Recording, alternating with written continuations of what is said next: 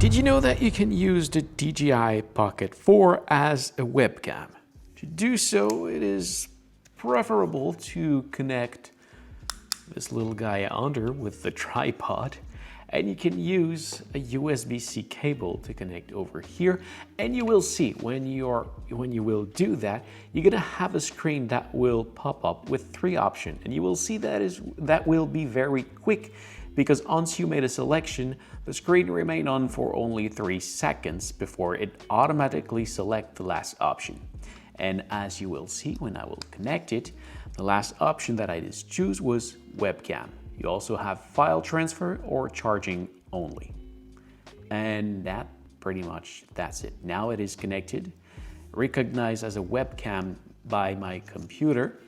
And if I go here, I'm into a Google Meet, or you can use, if you are on Zoom, OBS, or whatever the software you're using, just select your camera.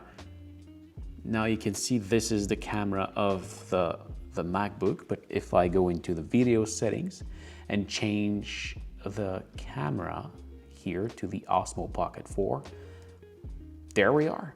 That's what we have. If I here flip this, there we go.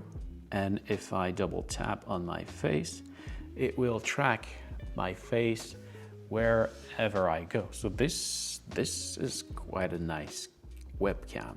I can still move it like that, frame me like that, just like that, and then I can keep moving and it will follow me.